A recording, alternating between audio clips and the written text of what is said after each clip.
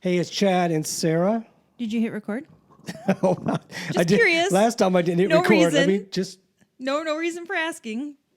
Yeah, we're recording. You didn't start the timer.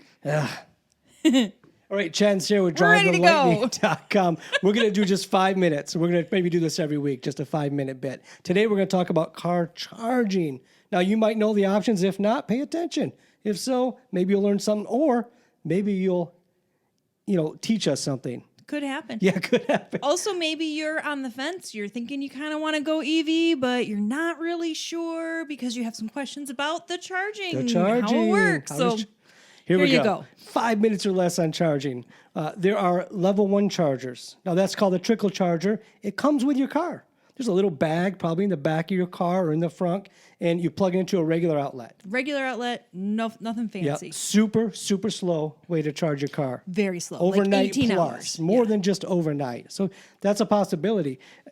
Also, there's the level 2 charger. My cat, get out of here. Go away. There's the level 2 charger. Now, that's called the home charger usually. Right. So we have. Yep. And this, you don't need a garage. A lot of people think if I don't have a garage, I can't have an EV. Not true. Not true at all. And we're in Michigan, so we get no breaks on pleasant weather. We get the rain, the snow, the freezing rain, the ice, the sleet. And then too hot for a few weeks. It's two sunny days a year, whether you need them or not. Yeah, so that's another possibility. If you don't have a garage, doesn't mean you can't have an EV. You can use the level 2 chargers, bolts to the side of the house, basically. Ours, we just had a little bit of a melt off, and our gutter was melting, and it was dripping down, and so our charger was just covered in ice and icicles. It was so awful. Had to wrestle it out of its deal. So sad. But the point is, you can do it. We do it. But it worked. My mom drives a BMW i3. She has a level 2 charger bolted to the outside of her garage. Now, she has a garage, a big garage. Yes. But it's full of other Like cars. a 2.5 car garage. Cars that they don't drive. They have like 2.5 cars in there. You go away and stop being bad. She can't be bad. She's perfect. Okay, so They're perfect. if you live in an area, though, where you don't have the ability to plug in an outlet or install a level 2 charger, then what do you do if you buy an electric car? Well, you're stuck with EV fast chargers, DC fast chargers. Fast charging is your solution. That's right. And that may not be the best solution for you. A lot of places have good access to fast chargers. Ours is one. We have one 4 miles away Grand from Rapids us. is just, our city is just surrounded by DC fast chargers from ChargePoint that work great. Yep. So they work great, but they're a lot more expensive. I was doing a little bit of reading, and you can spend $20 at a fast charger to charge up your car, which that same charge would cost you $9 if you were charging at home. Yeah, so that's one difference. The other difference is in the fast chargers themselves.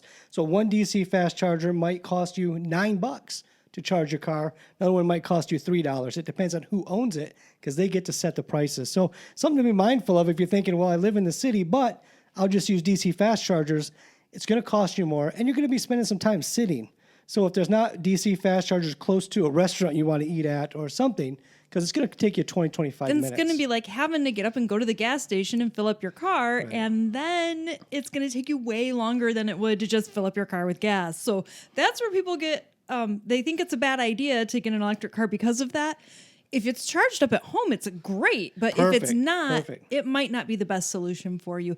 Also, it's not good for the car. If you use the fast charger, and you fully charge it above 80%, then the car battery manufacturers, they say that will damage the battery. So in time, it will, yeah. I mean, we all use fast chargers when we're traveling on the road. It's just that's what normal. They're there for. But we usually keep our charge to 80% when we do that or less for that reason. Right, because it's just supposed to be to get you to your next charger or your destination, whatever the case is. So they're great to use, but if that's the only way you can charge your car, you might find it more expensive, and it could be damaging to your vehicle over time. Now, if you want to solve this urban EV issue, this is what you do. You go to Aptera.us and you reserve your Aptera like we did. Aptera. Like we did. Because the Aptera charges with solar panels. Right. So you can get up to 40 miles of range this car's just sitting outside in the sun. If you're in Michigan, make sure you shovel the top of your Aptera. Stop. Because otherwise the snow's going to just be level car on top of it, and it's going to stop the sun. So maybe not a great solution there. Maybe not. But good time to mention, though, We don't work for Aptera. No. We haven't invested in Aptera. This is not a commercial. We're just geeked I'm just geeked about the idea of the 3-wheeled supercar. Anyway, go ahead, sir. You got 3 more seconds. Well, in 3 seconds, okay, I'm going to go over. Don't go over. If you Hey, are- while she's busy going over, take a minute. And wherever you're viewing or listening to us at, subscribe or thumbs up or whatever it allows you to do. Go ahead. Please. I just want to say, if you are renting an area and you're a renter and you want to go EV, but you don't know how you would charge your vehicle, if it's an apartment complex, if it's a home, talk to your landlord. Consumers Energy here in Michigan, they have some initiatives to put in chargers, including at apartment complexes, at places where you're going to be at to charge. Also, your employer might be interested in putting in a charger for you. You can charge there while you're parked anyway That's right. all day. And they get So- all kinds of rebates to do it. Right. It could be a money-making deal so talk for to them them. about it. It might increase their value of their property. So they actually might be more interested in working with you than you might think. I'm going to have to cut out a lot of stuff to get this down to a minute. So I better get into the editing room, Sarah. Well, you got work Hey, to do. I'll that's see you 5 later. minutes with Drive the Lightning for this week. Thank you for being here. That's Thank it. you.